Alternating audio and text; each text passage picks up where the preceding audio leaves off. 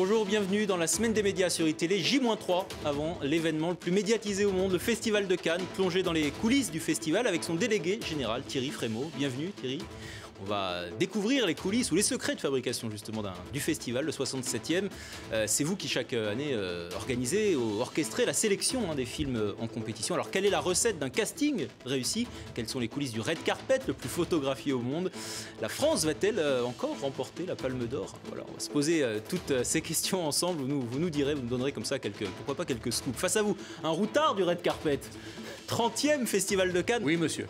On continue. Oui, consécutif. Voilà, oui. c'est ça. Là. Vous allez bientôt avoir l'ordre du meilleur festivalier. Laurent Veil, bienvenue. Pour Canal+, vous serez donc bien sûr sur le red carpet cette année. Le seul journaliste, ou l'un des seuls en tout cas en France, a autorisé à interviewer les stars sur le red carpet. Vous nous livrerez peut-être aussi vos combines pour faire de ces 20 secondes de confidence, 20 secondes et parfois moins, un moment toujours unique. Allez, c'est le j'aime pas tout de suite.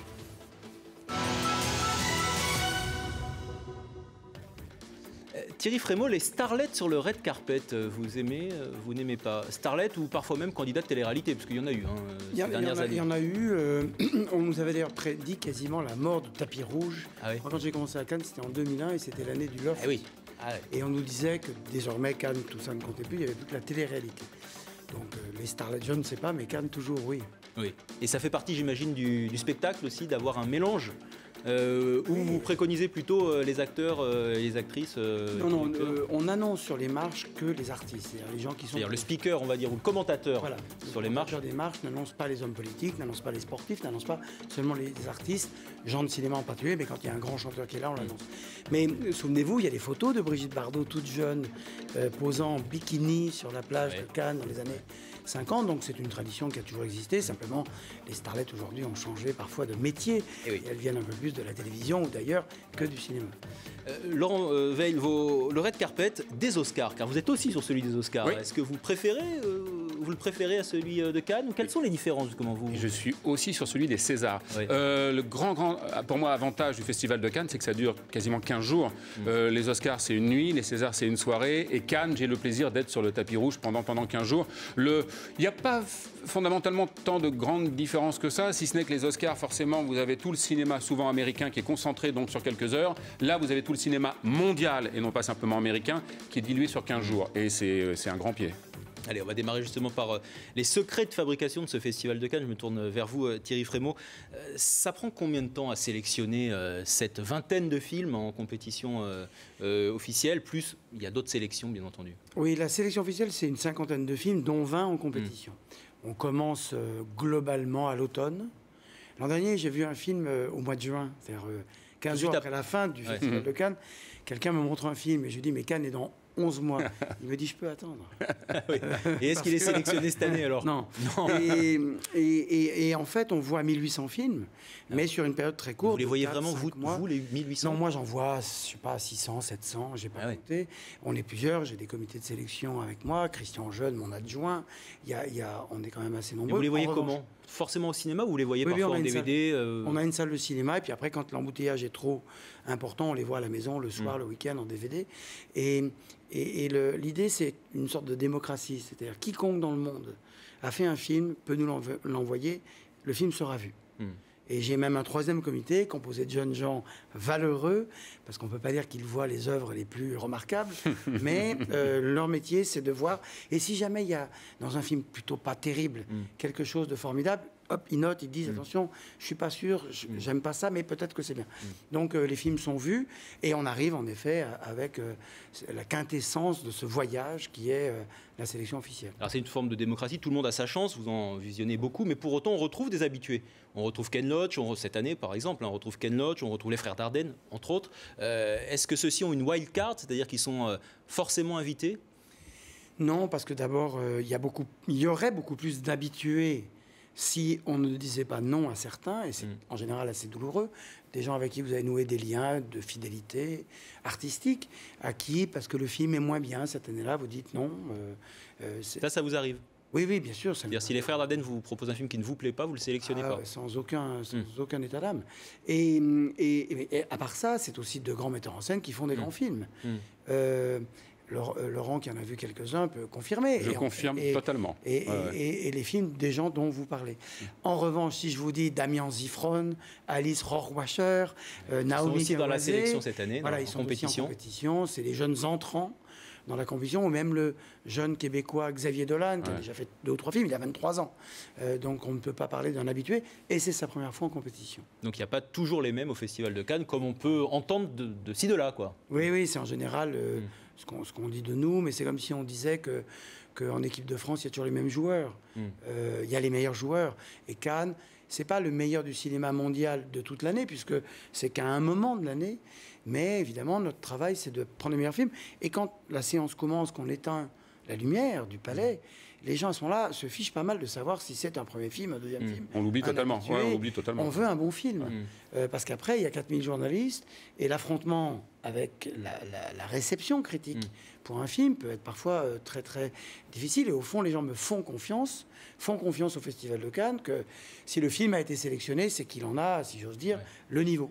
Mais qu'est-ce qui fait un bon festival ou un bon cru? C'est la sélection, donc en gros c'est basé sur votre choix, ou alors c'est après ce que vont en faire les journalistes dans ce qu'on fera Laurent sur Canal+, ce qu'on feront les journalistes de presse écrite, dans les polémiques éventuellement, les affrontements, les critiques. Ouais, c'est quoi un bon festival? Et je suis sûr que souvent, comme Cannes, c'est des films inédits, bien sûr, c'est les avant-premières mondiales. Souvent, une partie de la presse, mais plusieurs mois, quand les films sortent, ils revoient les films et tout à coup, ils les réévaluent, ou parfois, au contraire, ils les dévaluent. Et parfois, les films changent, notamment dans leur montage. C'est arrivé avec le film de Guillaume Canet l'année dernière, notamment. Absolument, parfois, les films bougent un peu.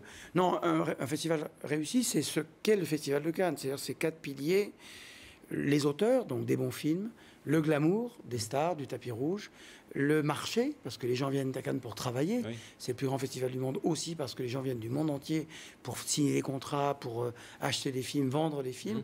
Et puis la presse, les médias. Cannes doit être aussi producteur de médias, producteur d'infos.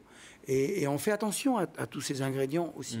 Une sélection réussie pour vous, une année réussie, un cru réussi pour vous, Laurent, qui en est à votre 30e festival. Thierry a entièrement raison. C'est vrai que c'est une addition comme ça de plusieurs facteurs. Moi, Cannes, c'est toujours l'émotion. C'est-à-dire qu'elles sont très, très bizarres, ces projections à Cannes. Nous, journalistes, on voit les films à 8h30 le matin.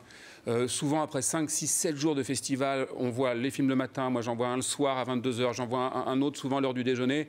On finit par être à fleur de peau. Donc on a beau être critique entre guillemets de cinéma ou journaliste spécialisé aussi. Ça vous est jamais arrivé de vous assoupir? Ça vous est jamais arrivé de Très souvent. Si, bien sûr. Mais à la limite, moi, mon premier repère, c'est ça. Si je roupille ou pas, hein, pour être tout à fait honnête, parce qu'il y a des moments, au bout de 8 jours de festival, on lâche un peu la rampe. La vie est belle de Benigni, je ne l'ai pas lâché. De Rouillet-d'Os d'Audiard, je ne l'ai pas lâché. Vous avez beau le présenter à 22h le 5e jour, ou peu importe, dire, quand vous êtes pris par un film, vous êtes là et vous êtes là jusqu'au bout. Donc c'est vrai que c'est un mélange de tout ça, mais moi j'adore ces projections à Cannes, parce qu'une fois encore, on est dans l'émotion, on réagit à fleur de peau, on oublie le côté un peu cartésien, ça nous touche pas, on vibre pas, ça nous interpelle pas. Et il m'arrive de revoir des films 5-6 mois après, quand ils sortent. Tiens, j'avais pas vu ça. Tiens, j'ai aimé ça, mais pourquoi? Ou pourquoi je l'ai pas aimé? Elles sont très bizarres, ces projections à Cannes. Et franchement, pour rien au monde, je les raterais. Des projections à 8h30, c'est un acte masochiste pour les journalistes ou moi, je trouve pas.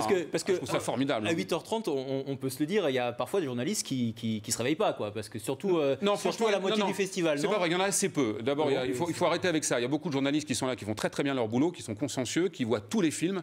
Je suis témoin, parce que moi, je suis quasiment à toutes les projos de 8h30 le matin. J'ai cet avantage d'avoir besoin de peu d'heures de sommeil. Donc, c'est pas un gros effort pour moi. Mais non. Et puis, je peux vous dire que les salles sont assidues. Pareil à 22h, quand il m'arrive de voir les films à 22h jusqu'à minuit et demi, les journalistes sont là. Non.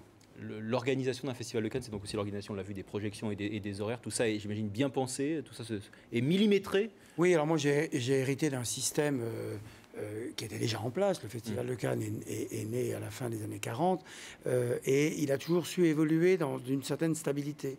Donc on bouge des choses, mais assez peu. Donc en effet, il y a des traditions, les projections de 8h30 pour la presse. Le nœud papillon sur les marches. Le nœud papillon sur les marches, l'idée du smoking, l'idée de... On s'habille, il paraît qu'à la Scala de Milan, on n'est plus forcé de s'habiller. Il y a un cérémonial à Cannes. Voilà, et on tient à ça, l'idée qu'il faille rentrer à l'hôtel, se doucher, se changer, et on se fait beau pour aller au cinéma. On se fait beau pour aller au cinéma.